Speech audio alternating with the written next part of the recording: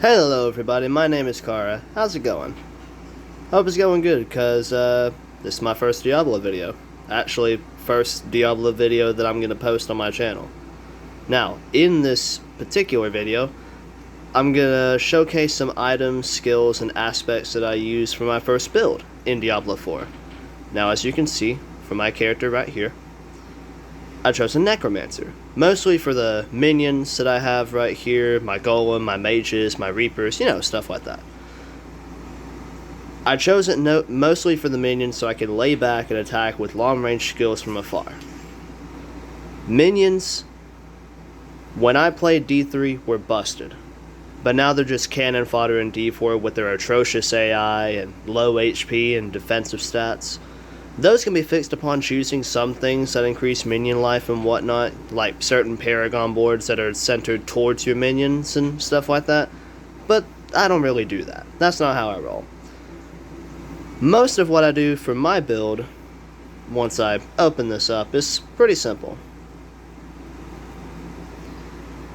I let my minions go loose and use an ability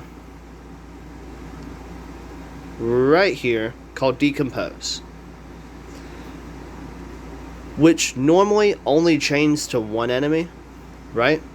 But with an aspect that I have on one of my armor pieces, if I can find it, there.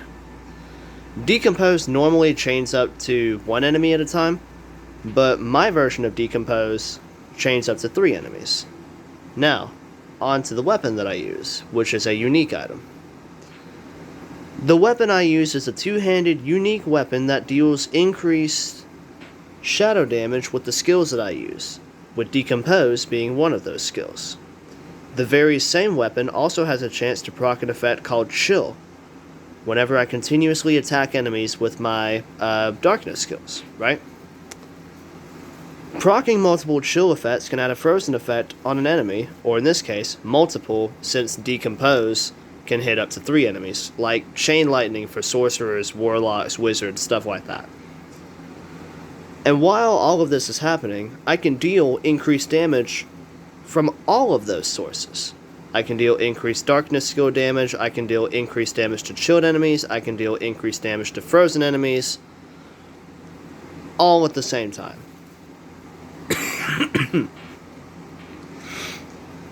Now, I've spoken a bit about Decompose, right? It's a fantastic skill. It's one of the first skills you can get while you play as a Necromancer. I have it maxed out, as you can see right there. And I have it procced like this. If an enemy dies while being decomposed, I gain essence, so it's a form of more essence generation. And also, I can slow enemies while I decompose them by 30%, right? I can't choose this one because this game works to where you can only choose one out of the 2 upgrades, right? So I can't go for the increased damage while enemies are being decomposed versus the slowing enemies. I prefer slowing enemies rather than dealing the increased damage, right? I mean, that's just me. Other people can choose to do increased damage, and other people can also choose to do slow damage, right? Now, Decompose is a great skill and all, but there are other skills I use too to deal even more damage to bigger groups of enemies, elites, champions, bosses, world bosses, all the enemy types, right? Just in a bigger set.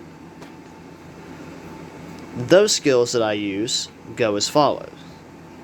I use, if I can find them, here's one of them, Sever. I use Sever, I use Blood Mist, and if we go all the way down here to my ultimate skills, I also use Blood Wave. Now, let's go back to... Let us go to Sever. We're just going in order from skills that go down my skill tree, right? So we're going to go with Sever in this instance. If you hear me coughing, I am a little sick, so I apologize for the issues that you may have with my sickness. I apologize again in advance. Anyways, as we can see, I don't have Sever fully increased, right? Because most of those levels come from a piece of armor that I use, which has that perk already on there, right? Sever does cost essence to use. In this case, it costs 18, which it goes as follows. A specter of myself charges forward and attacks with its scythe for X amount of damage, then returns to me and attacks again for another X amount of damage. Usually, the damage that I'll deal when it returns is a third of the initial damage that I do right there, right? Now, the modifiers that I have for Sever go as follows. With Sever, I can damage any enemy along my path for 25% of my original damage, which is 2382. Or actually, no, it's 2599, right? And every fourth cast of Sever that I make can make enemies vulnerable, which increases the damage that they take by 20% for 2 seconds, right?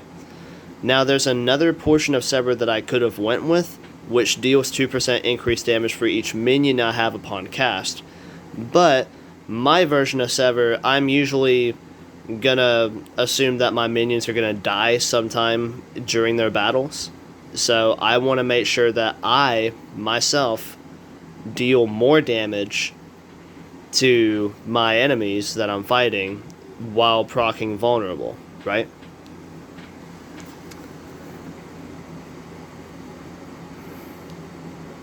Now there are aspects on my armor that I can use with Sever right here. There are aspects that I can have which do as follows. Critical strikes from Sever have a X% chance to spawn a pool of blight under the target that deals X% bonus damage, which can only happen once every X seconds. Now these numbers are random. They go through a random number generator when they drop. Whether you drop them from Hell Tides, Nightmare Dungeons, World Bosses, random events, etc., so on and so forth, right? These are the numbers that I had whenever I had this drop, right? The only way you can get this aspect is from an amulet drop, right? Or, okay, not from an amulet drop, but from a drop from a particular weapon, armor, jewelry, whatever it can drop on, right? And like I said, the numbers are random. They go through a random number generator. You could have better numbers than I do. I'm trying to get better numbers myself. But we'll get to that whenever we get there, right? Everything happens with a purpose for a reason. Now, the next skill that I use, if we go back to my abilities, we're going to go down, down, down to this section right here, right? Now, the second skill that I use, which is one of my personal favorites, is Blood Mist. Now, Blood Mist is a fantastic skill for this reason. Blood Mist does a few things by itself. Blood Mist turns you into a mist of blood. The downsides to that are you cannot attack while you are a mist of blood, and your movement speed is reduced by 20%. Right? Here's a caveat to that. You deal damage within the radius of your blood mist.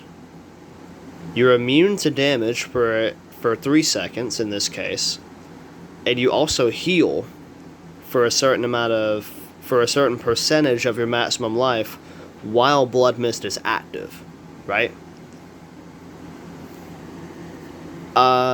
That's just Blood Mist by itself. There are aspects that I can have. Let's see, do I have them on pieces of armor? Or do I not? Okay, I don't have it on pieces of armor yet. Cool. So, this aspect right here. Actually, Blood Mist can roll with 2 aspects that you can use simultaneously. This is one of them. Blood Mist leaves a trail that lasts for 4 seconds and deals 602 shadow damage per second to enemies who stand in it. And my movement speed is no longer reduced while Blood Mist is active, right? So if I have this on, which I'm going to transfer later from the occultist, right? I'm going to transfer it to another piece of armor or maybe another weapon, right? I'm going to do that later on. But again, this is random, right? The 4 seconds and the 602 damage, again, random. It goes through a random number generator. You could have better numbers than I do. You could have a longer period of a trail and a much bigger number of shadow damage per second than I do. Now, the other aspect,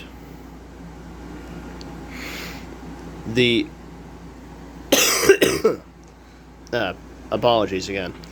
The other aspect for Blood Mist is this.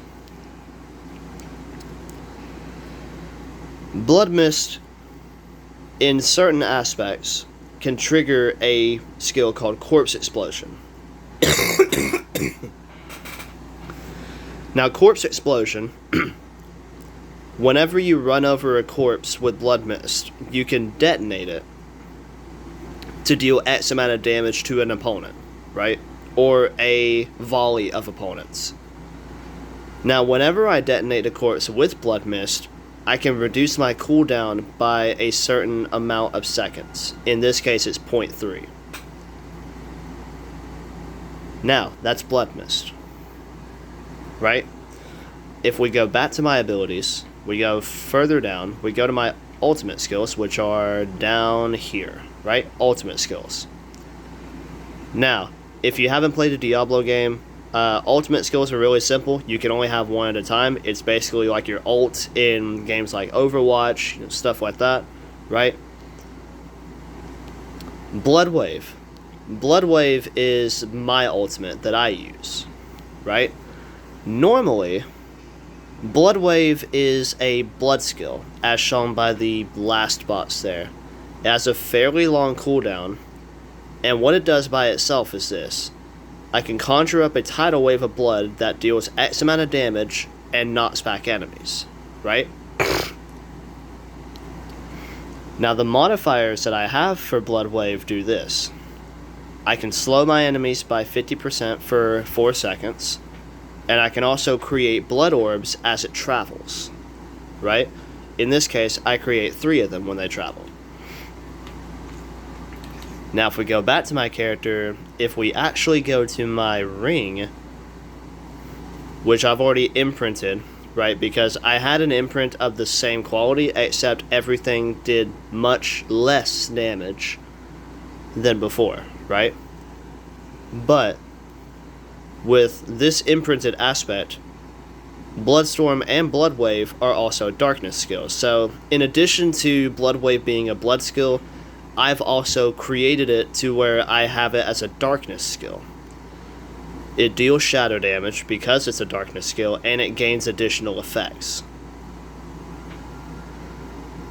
In addition to Blood Wave creating a tidal wave of blood, I can also desecrate the ground I travel over, dealing an even more substantial amount of shadow damage over the same amount of time that Blood Wave travels, right? Which is 4 seconds. And apart from my minions and stuff like that on my skill tree here, my skill board, that's all my shadow skills that I use, right? Now, the type of build that I'm going for here is called Frozen Shadow. I've covered the shadow portion of my Frozen Shadow. Now let's go over the frozen portion of my Frozen Shadow. Mostly going for my mages, right? My cold mages.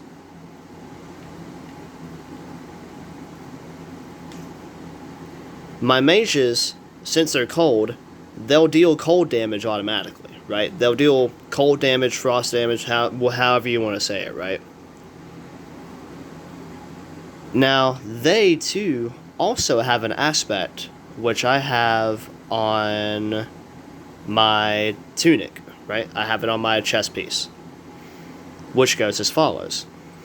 Every 10 seconds, my cold mages can cast a blizzard that deals X amount of damage, and it can continuously chill enemies for X% over X amount of seconds. Again, this is random. You could have better numbers than I do, yada yada yada, so on and so forth, right?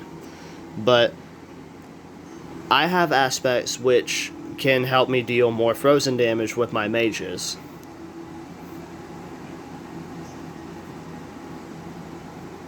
Almost constantly, right? Now, most of the stuff that you see here, like you see a lot of legendary stuff, sacred legendary, unique items, you know, stuff like that, right?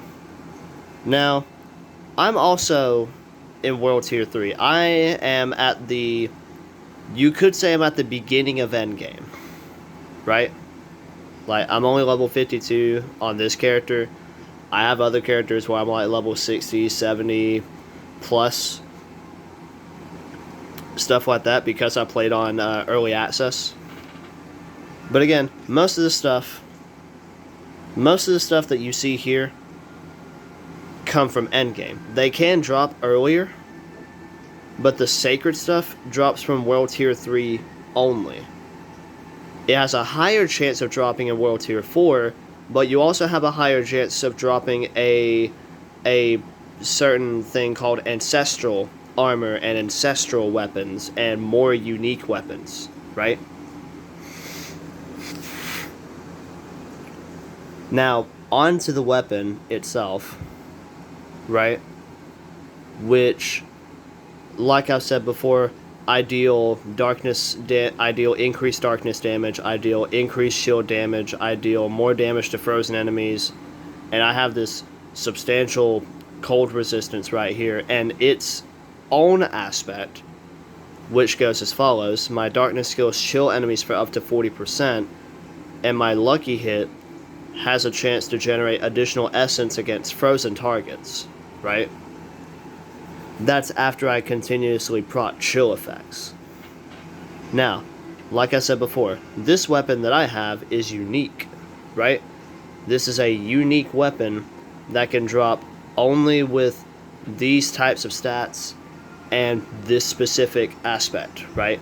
Now, your numbers could change, right? But everything that you see here will remain the same. And like I said before, I got this at the beginning of Endgame. At the beginning, after I completed the campaign, completed the epilogue, stuff like that. After I did some Endgame content, right? I got really lucky with it on my first Tree of Whispers. If we go over here, let's just find the tree real quick. Right here. This is where you'll normally find the Tree of Whispers. It's located in Hawazar. It's to the very far left, like near the coast here.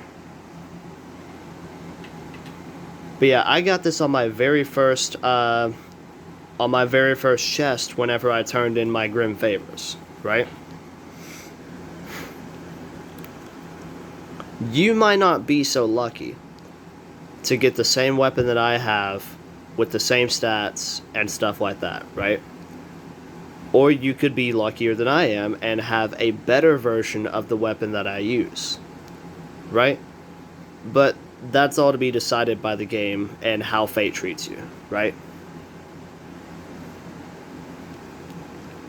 To make this build a little better, right, we go to a certain area called the Paragon board, right? The Paragon board only opens whenever you reach level 50, right? When you reach level 50, you'll gain access to your Paragon board.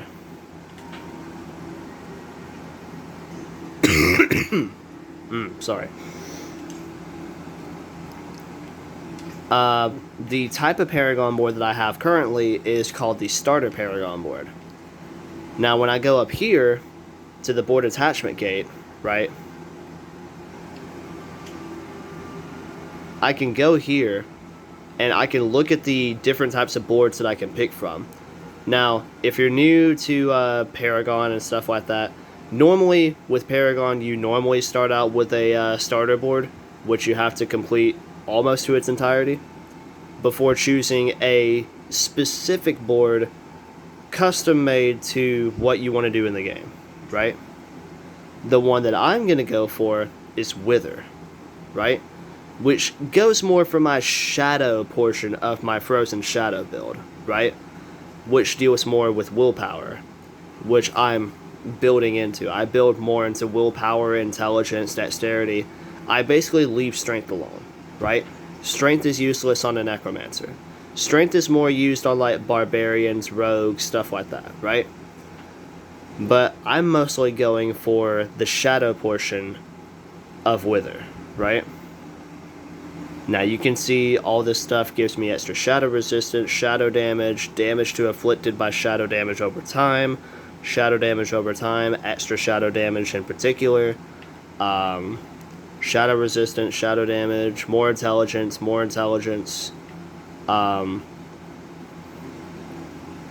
extra chances to deal more damage each time I deal damage, which increases my damage and other stuff by each amount of willpower that I have right here. But again, Wither isn't for everyone, right? You could go for something like Bloodbath, which deals more with Overpower and Fortify, right? You could go for Blood Begets Blood, which deals more with Blood Orbs, which deals more with healing.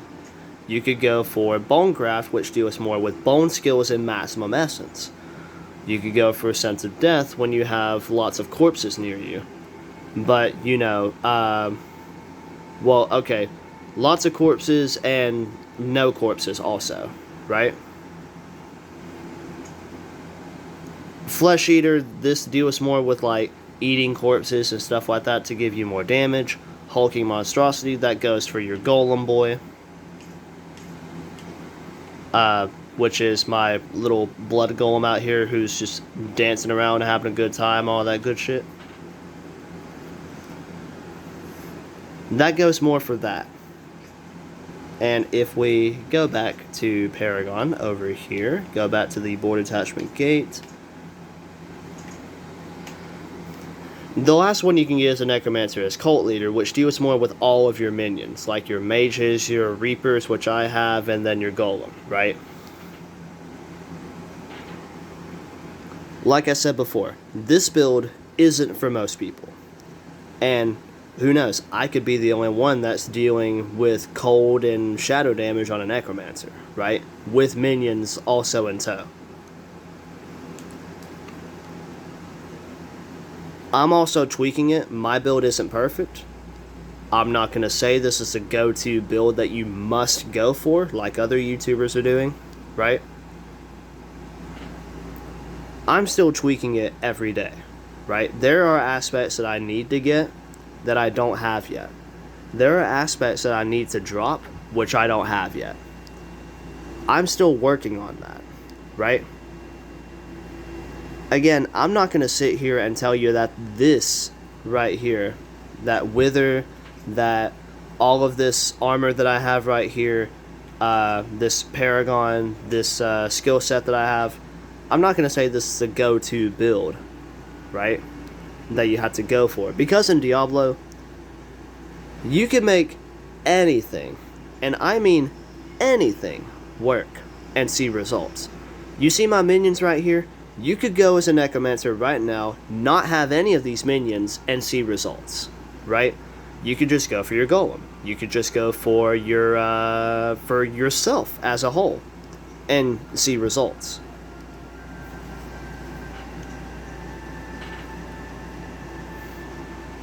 That's the end of my little rant there.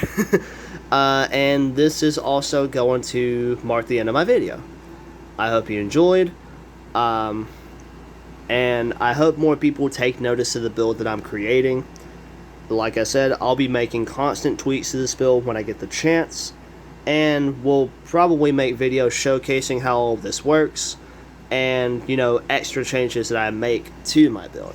Now, if you haven't played Diablo at all, there are clans. They don't really do much apart from give you more people to talk to, see progress on other people. You can join other people if you want, but it's mostly for decoration. It doesn't really do anything. I'm in a guild called the Gravekeepers, right? Which is run by a Twitch streamer that I follow named Necro Ninja. He's a good guy. He's got great vibes. And if you play games like Diablo, if you play games like Destiny, he caters to both audiences. He plays Diablo and Destiny. He's mostly a Destiny streamer, but he'll play Diablo from time to time. Diablo was a good game of his when he was growing up. He doesn't stream every day, but when he does, he makes sure that his chat has a good time. He makes sure that his chat is comfortable, right? I'll put all of his stuff in the description, but that's all for now. This is now the end of my video.